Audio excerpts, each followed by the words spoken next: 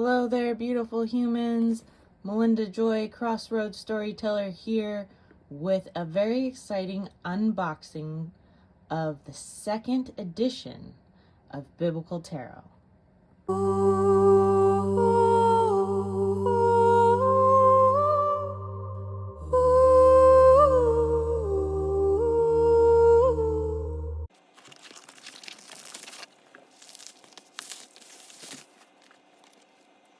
Dear Melinda, we are deeply grateful for your unwavering support and invaluable feedback. Your commitment and insights have been instrumental in shaping the Biblical Tarot community. Thank you for being an essential part of our journey. Together, we continue to explore and enrich the profound connections between biblical wisdom and tarot symbolism. With heartfelt appreciation, Krasimir Kalin, Biblical Tarot team. Aw, thank you so much. This is super delicious to receive. I definitely feel valued. So full disclosure, I was working on the Deeper Look series I've been doing on the first edition of Biblical Tarot, and I went on biblicaltarot.com to get some pictures for a thumbnail, and I noticed that there was a second edition, and I emailed Krasimir and we had a conversation about diversity, the historical location attributed to many of these stories, as well as how the biblical text talks about appearance and what we now today call race. And it was a super cool conversation. I really appreciated being asked for my feedback, and I am really excited for future editions of Biblical Tarot also. So let's see. I believe we are excited to announce the release of the second edition of the Biblical Tarot deck. This edition features 6 cards with newly designed artwork reflecting our commitment to evolving and improving the deck based on valuable community feedback.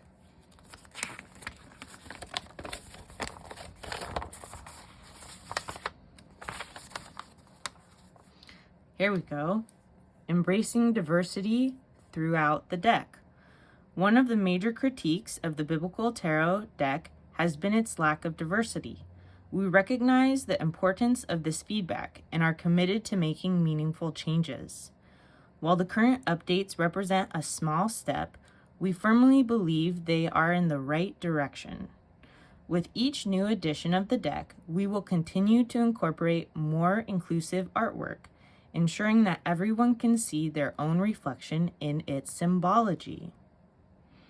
Very cool. So I believe what this means is that there's going to be additional editions and the diversity will become more representative of the real world as the editions develop.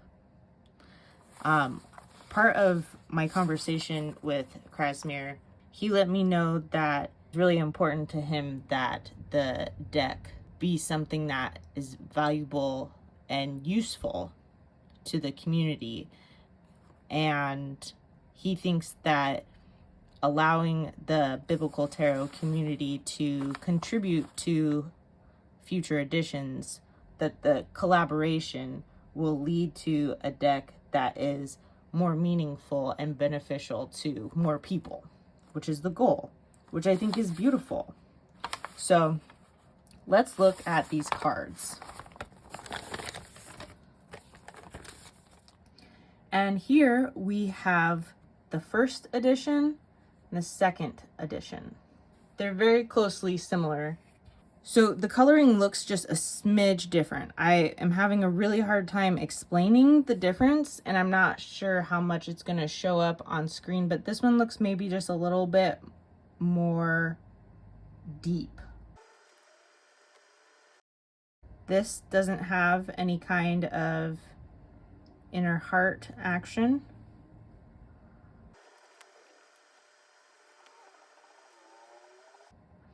Oh, there's a difference in spears. This one has a couple more spears in it than this one does.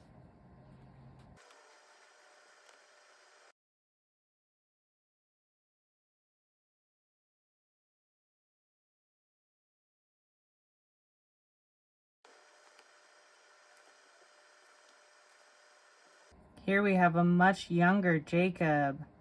There we go. I was questioning my knowing when I saw this representation. I thought he was young in the text, but I was not remembering offhand. I don't think I said something in my deeper look. But this makes me happy. So this is one of these two humans are lighter skinned and these two humans are darker skinned.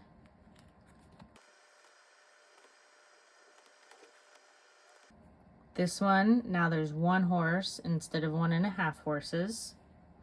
This is one of the initial people of color in the first edition.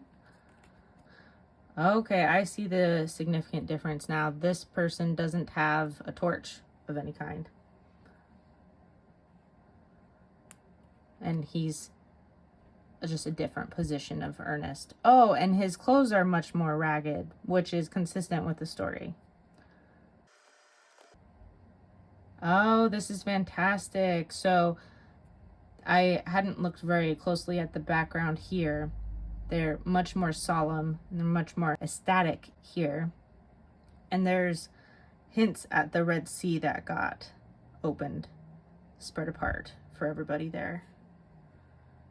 I prefer this for sure. She looks much less like a cartoon and more like a person.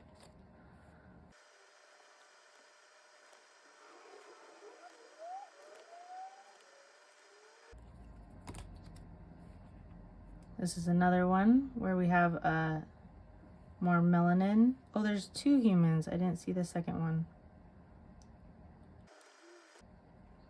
Another replacement with a much darker skinned human. Woohoo! This one is by far my most favorite. That's false. This is one of my most favorite replacement cards. And Jacob makes me really happy. Having the correct age feels good in my body.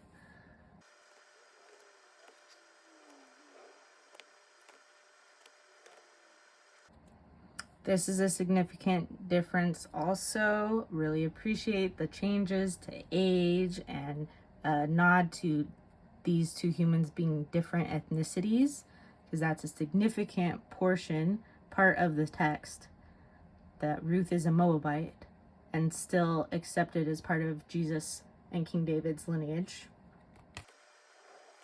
This one is a little bit more realistic than this one.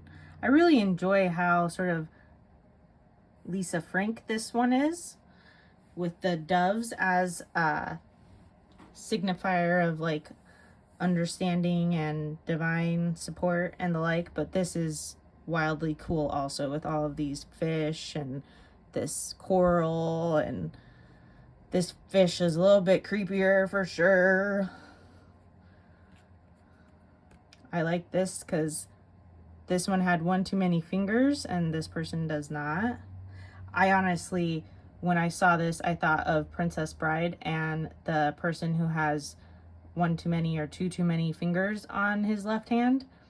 He, in that story, is associated with immorality also, and so I thought that was a fun twist. But here we have the corrected image.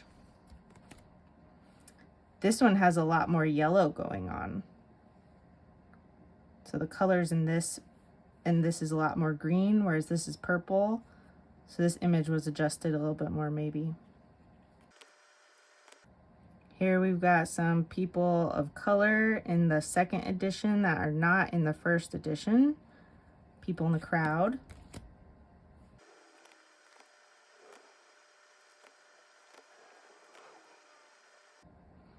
Here we have a replaced melanated human.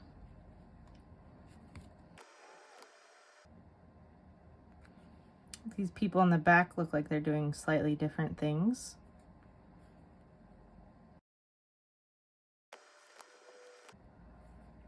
I like this. Jacob works for Laban, because while Jacob begins as a young human, probably, he definitely works for 14 years. So I appreciate this older person representation of Jacob. This one makes me so happy. This one is in my top 3 as new favorite changes. Makes me so happy. She's so gorgeous. I mean, she's a pretty human too, but to not only have a woman of color represented, but to have a woman with very dark skin represented, and represented in a position of abundance and beauty, is awesome.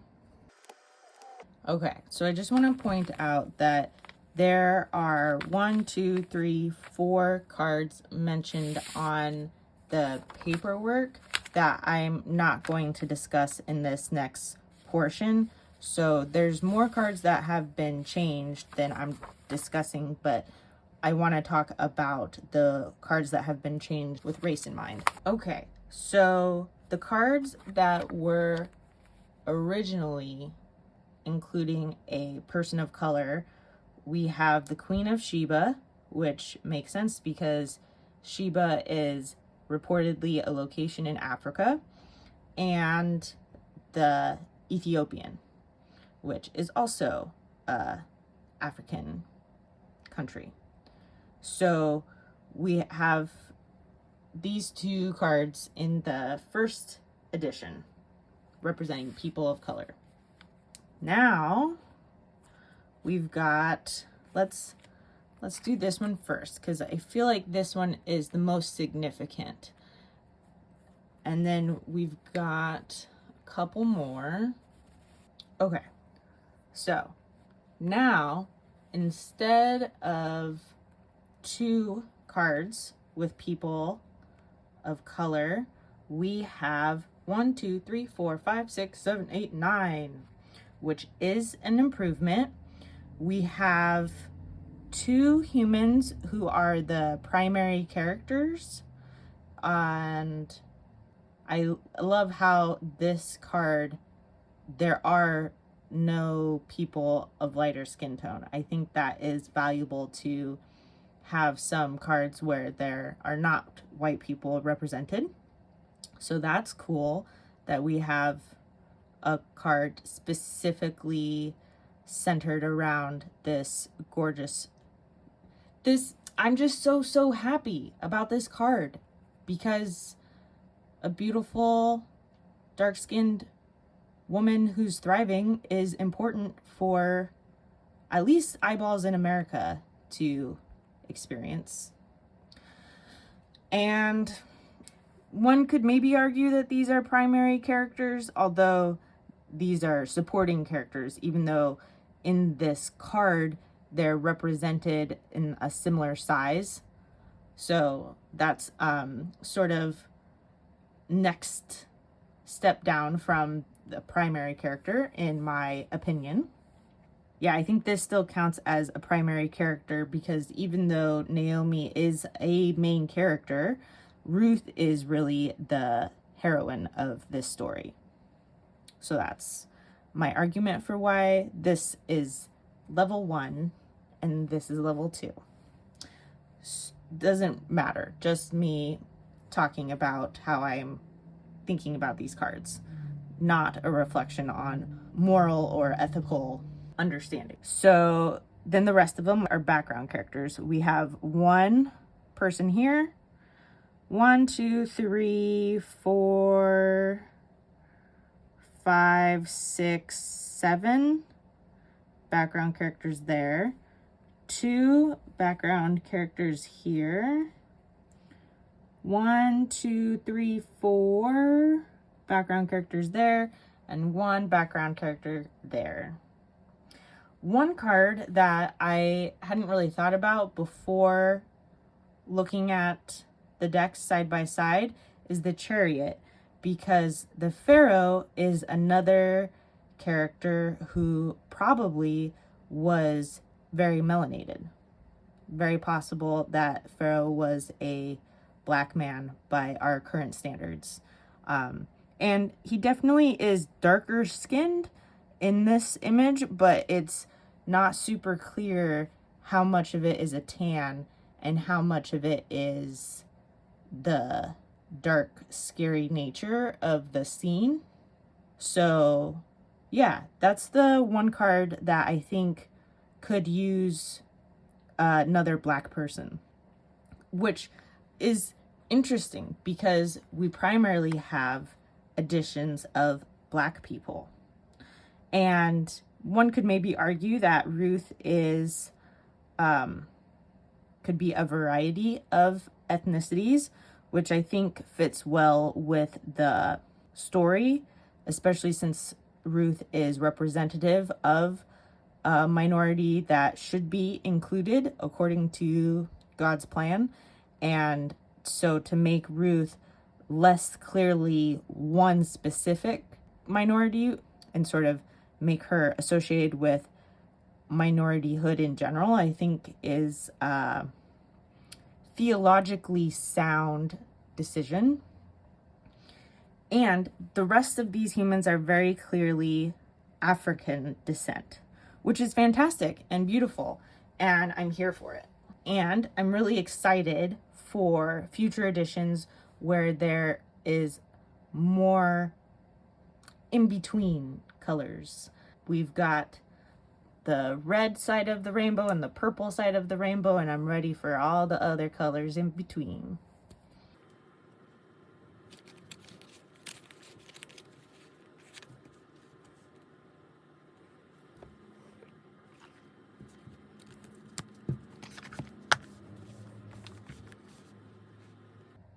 Ooh, I just noticed there's another difference in her crown.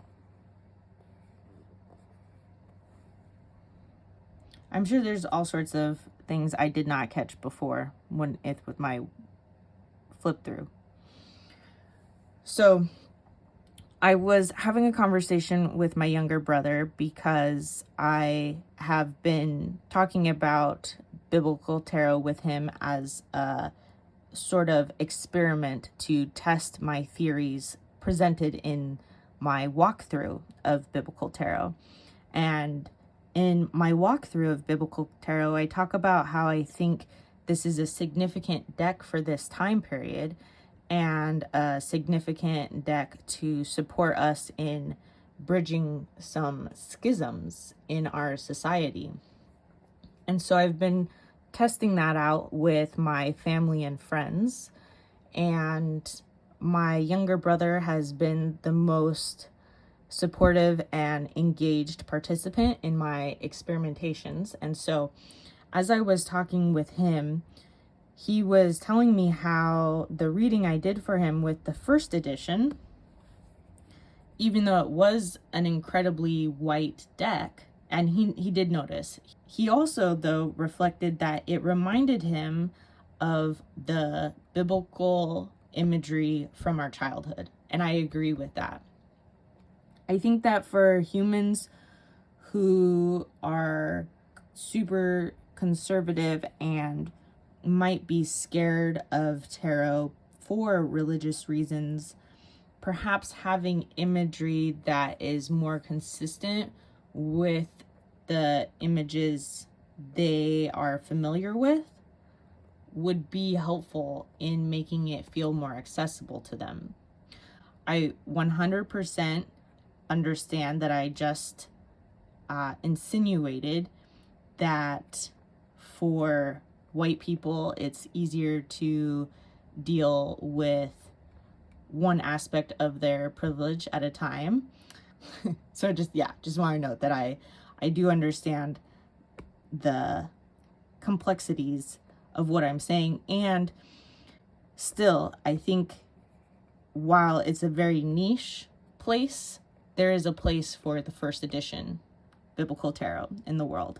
And I am so excited that Krasimir is interested, the creator of this deck is interested in developing this project and envisions something that is evolving and becoming, because honestly, that's more consistent with life. I think it's delicious when creative projects coincide with natural laws or natural ways of being.